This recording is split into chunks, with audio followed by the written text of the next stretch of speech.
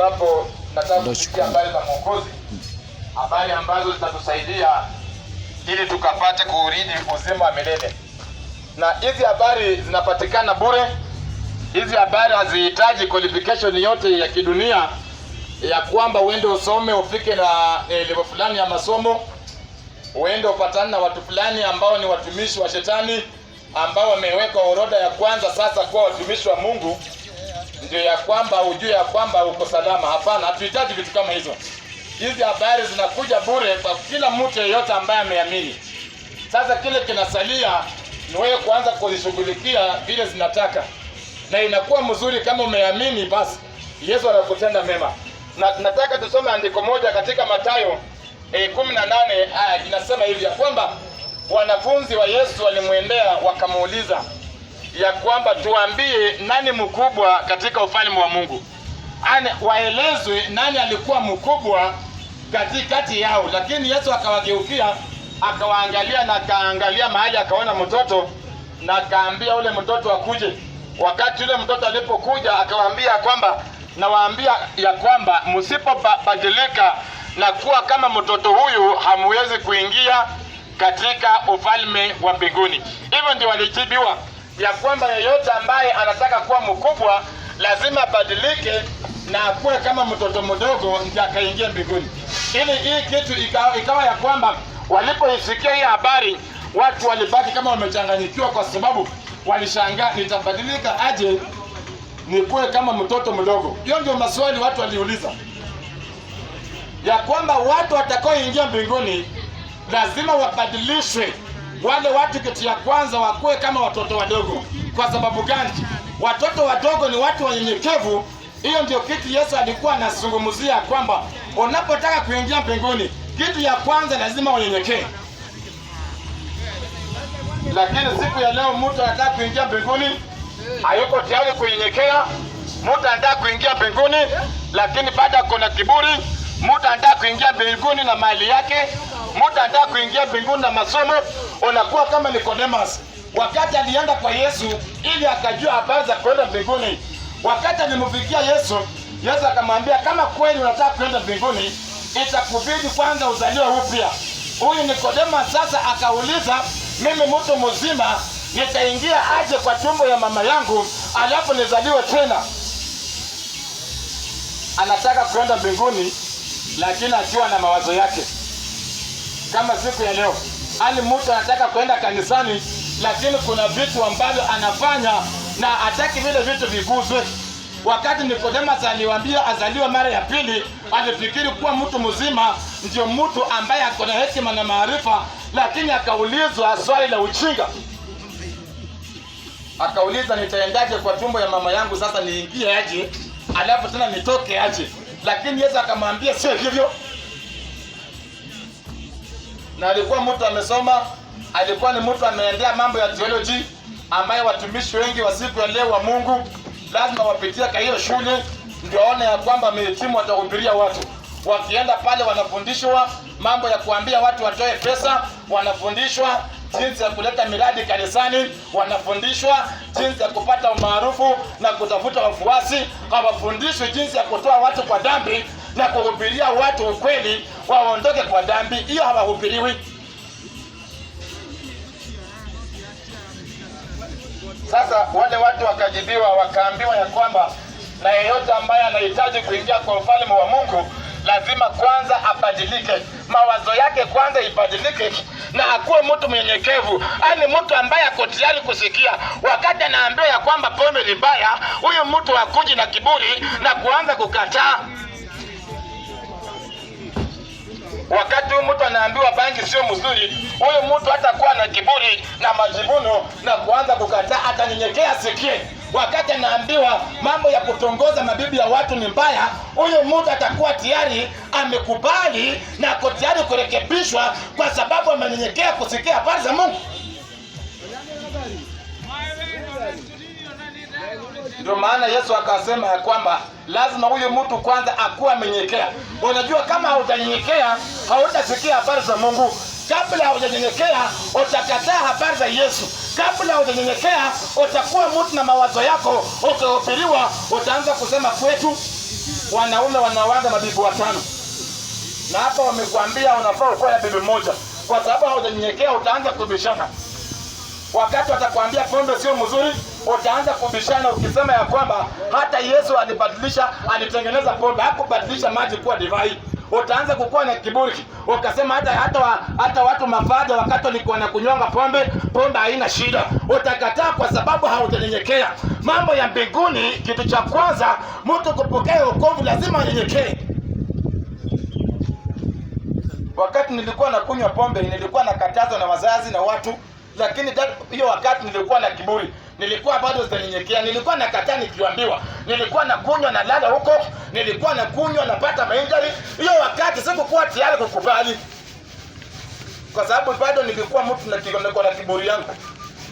Wakati nilikuwa natongoza visichana katika mji nikifika, hata kila msichana ya shule, mabibi za watu nataka kupita nao. Hiyo wakati wangeniambia hii tabia ni mbaya, sikuwa tayari kusikia kwa sababu bado nilikuwa na kasumba ya kiburi ndani ya maisha yangu. Nilikuwa naona hii tabia ni mzuri. Lakini wakati nilipata kunyenyekea, wakati niliposikia sasa, wakati niliambiwa tena na Yesu ya kwamba hii tabia ni mbaya, nikakataa. Sasa hiyo ndio wakati nilitoka ndani ya uchawi wa pombe, nikatoka ndani ya uchawi wa uzinzi, nikatoka ndani ya uchawi wa usherati. Kwa sababu sasa nilikuwa tayari nimenyenyekea na nimekubali ya kwamba hii tabia sio mzuri. Wewe sikia hiyo. Lakini mtu kama hajanyenyekea, utampata anatafuna miraa, utampata na njugu, utampata na bigijiki, utampata na madawa za kulevya, utampata na sigara, utampata na bangi, utampata na madawa zingine zote za kienyeji akonazo zimsaidie. Huyo mtu bado hajakubali arekebishwe, lakini akikubali atatoka ndani ya miraa, atawachana na sigara na pombe, atawachana na madawa za kulevya, atawachana na pombe yote ambaye ameambiwa ya kwamba wewe kunywa tu kidogo itakusaidia kwa kifua. Unajua wakati tulikuwa tunakunywa buza ile kali.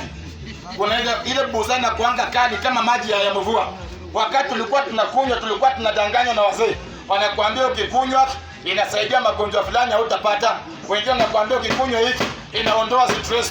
Sasa kama nimekunywa hii pombe na niko na deni ya landlord hapa, sasa hii stress gani itaondoa? Hii deni ya pombe, haiwe hii deni ya nyumba wanadaiwa na landlord, haiondolewi na pombe, haiondolewi na kuvuta bangi na kujipombaza, inaondolewa na kulipa ile deni na daiwa.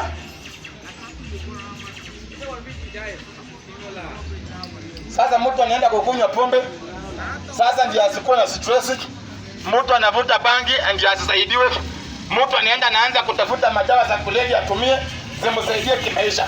Hii ni vitu ambavyo unapotumia ile shida yako itabaki. Watu watakufariji wakuambia kwamba hivi vitu vitakusaidia, lakini ukweli wa maneno ya kwamba hivi vitu havitakusaidia. Wacha turudi pale. Unapotaka kuingia kwa ufalme wa Mungu, lazima kwanza ubadilike na ukue kama mtoto mdogo. Watu wangapi wako tayari kuwa kama watoto wadogo? Unajua mtoto mdogo akirekebishwa anafurahi, anachapwa, anashukuru, anaendelea. Lakini hata watumishi wa Mungu wa leo hawataki kurekebishwa. Wakati mnaambia mapasta mambo ya kupiga picha na mabebi zenyu, mkiwa mmewashika matiti na mnaelekea mahali watu picha mkiwaambia kujeni tuabudu, ni tabia ya kishetani. Mapasta wangapi wanakubali hiyo? Mapasta ndio wamechangia hata watu kuingia kwa mambo ya pornography, wamechangia usherati. Mtu ako kanisani ni pasta, anaita bibi yake kwa madhabahu, anaanza kumsifu, anasema ni mrembo, huyu ni bibi Mungu alinipatia, hebu angalia, hebu badilika tuangalie kila mahali. Hii ni tabia ya ujambazi katika kanisa. Pasta akimaliza, mzee wa kanisa pia anakuja, anasema pia mimi niko na bibi, huyu ni mama nampenda, bibi yangu ananishughulikia. Sasa tumeenda kanisani kwa mambo ya usherati ama tumeenda kanisani tuhubirie watu watoke kwa dhambi? Ukijaribu kuambia hivi vitu ni uongo, hawako tayari kunyenyekea na kutoka ndani ya usherati na kutoka ndani ya tabia za kishetani kama hizi. Kusema ukweli, wacha tuongee tu mambo ya kutusaidia. Wakati pasta anapiga picha na watu wake wa boma yake, alafu anaweka mahali wakiwa wameshikana wamekaliana, na wanakuambia kuja kwa ibada. Hii vitu vinasaidia nini kwa wewe kuokoka kama sio uchawi? Kama sio uchawi, wapendwa.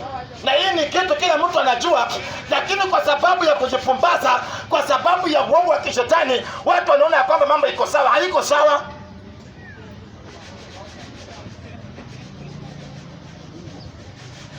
Lakini sasa wokovu ni mambo ya mtu kukubali anyenyekee. Mapasta wangapi watakubali kuachana hii tabia ya ushetani hii? Hizi tabia sio ya Yesu.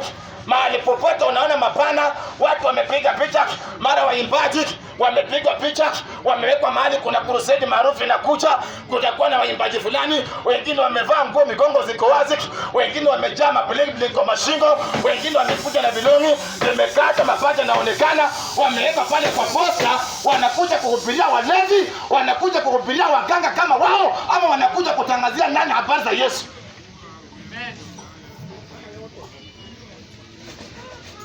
Hata mtu amekuja kuhubiria watu na amenyoa kama Diamond. Hasa hiyo ndio mhubiri. Ametafuta vilongi ambavyo vimempanda, vimemshika. Ukiangalia vilongi vimemshika, ni mwanaume, ni pastor.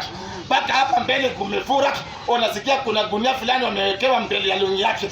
Kwa sababu vilongi vyenye anavaa ni vilongi vya kishetani. Halafu anakuambia unajua siku hizi neema inatosha. Hii mambo haina shida. Tumetoka chini ya sheria. Lakini tumetoka chini ya sheria, lakini hatutendi mambo ya kuingiza watu kwa dhambi, tukijificha kwa neema ya Mungu.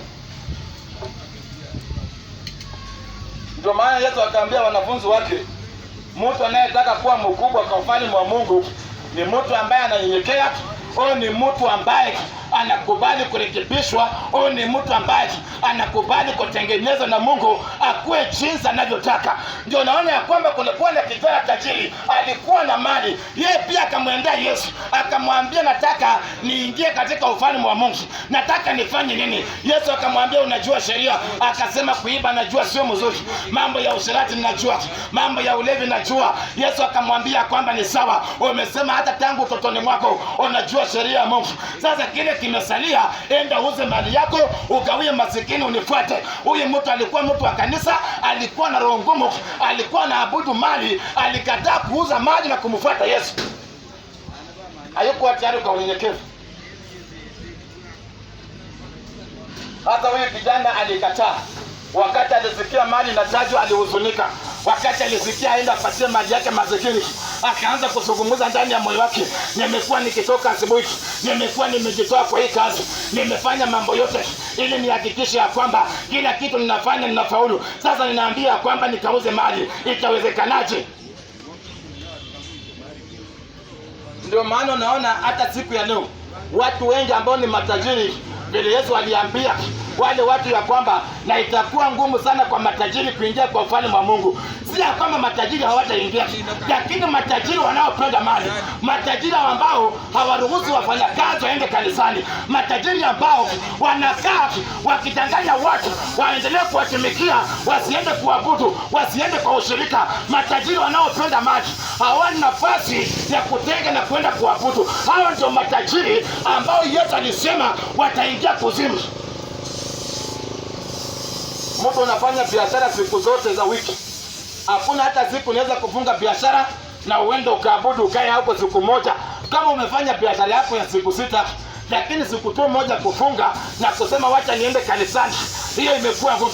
Siku moja pia kufunga biashara saa 10 na uingie katika ushirika jioni, imekuwa ngumu. Siku moja pia kukaa chini na kuchukua dakika yako 30 na kusikia mahubiri ya bure na hakuna sadaka unaitisha, imekuwa ngumu. Hao ndio watu wanapenda pesa. Ani mtu anakaa na waza pesa, mtu anakaa na waza gari, mtu anakaa na waza mashamba, mtu anakaa na waza mwanamke ya mtu. Katika akili zake amejazwa mambo ya kidunia, katika akili zake amejaza bangi. Anataka kujua sigara gani mzuri, anataka kujua pombe gani itamsaidia, anataka kujua mambo gani imetokea. Hao ndio watu Yesu alikuwa anazungumzia wataukosa ufalme wa Mungu. Watu wanaopenda mali wameinvest kwa vitu vya dunia, walikataa Injili, wakasema injili haiwezi kulisha, injili haiwezi kukulipia nyumba, wakasema injili haitakubalisha. Ukikuwa kwa injili utakuwa mtu wa kuombaomba. Kuna watu tuko kwa injili na hakuna siku tumeomba, hakuna siku tumeitia sadaka, na tunaendelea kuishi na tunaendelea kusonga kimaisha kwa sababu tulisikia vile tuliambiwa. Lakini watu wa kuombaomba, watu wa kuitisha pesa, wanataka kusaidia watoto wasome, hawa ni majambazi wa injili.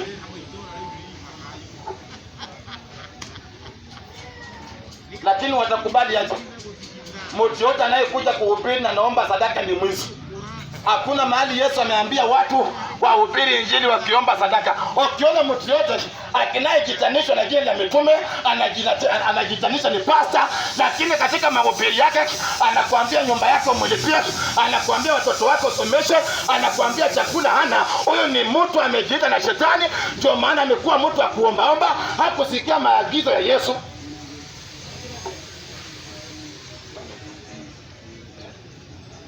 Lakini na mapasta gani wako tayari kukubali kurekebishwa mambo ya kuombaomba, mambo ya miradi kwa kanisa, wawachane na wako wangapi hawa?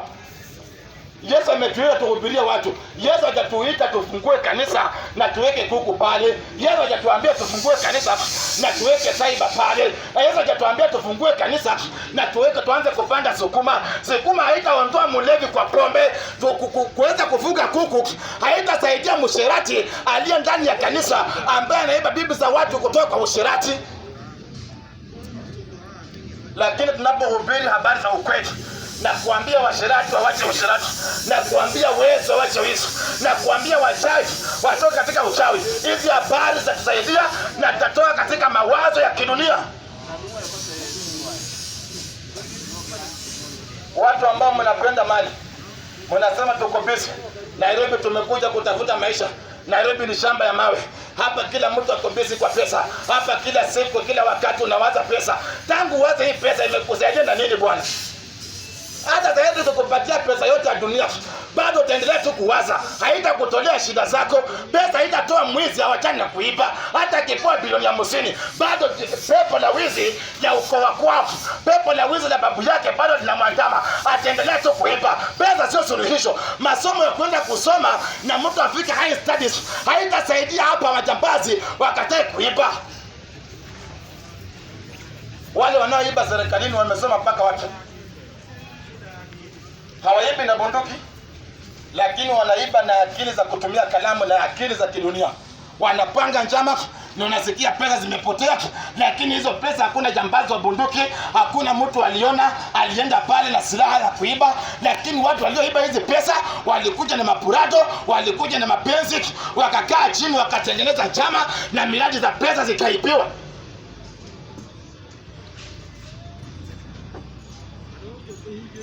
Lakini nani ako tayari kuikubali ayenyekee, akuwe kama mtoto mdogo?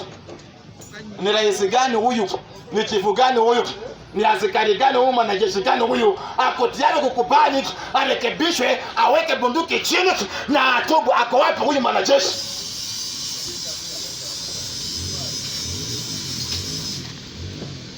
Lakini Yesu akasema ufalme wa Mungu lazima ukubali kubadilishwa na ukue kama mtoto mdogo. Lazima walevi wajue ya kwamba mambo ya kudanganya ya kwamba Yesu ametengeneza pombe, hakuna mahali Yesu alitengeneza. Ni maji ilibadilishwa kwa divai. Watu walipokunywa wakaanza kuabudu, watu walipokunywa wakaanza kusifu Yesu, watu walipokunywa wakatoka kwa wizi, watu walipokunywa wakawachana mabibi za watu, watu walipokunywa wakawachana mali za magendo. Lakini hii yako unapokunywa unajiharia, unajikojolea, unajikulia kwa nguo na mwanaume mzima. Hapa kuna kile wapendwa. Hayo ndio mawazo tunafaa kujua. Hayo ndio mawazo kila mtu anastahili kuyafahamu. Hayo ndio akili ya kujitanga ambayo inaweza watu wakijangania kwa pombe. Na mahali popote pombe iko, na kuambia wizi uko pale. Mabibi za watu wanaipiwa, mambo yote ya vitu, simu za wizi, vitu vya wizi vyote vinaletwa pale. Watu wanauza mali zao kwa mama mapombe wapate kufaidika. Hii ni shida bwana.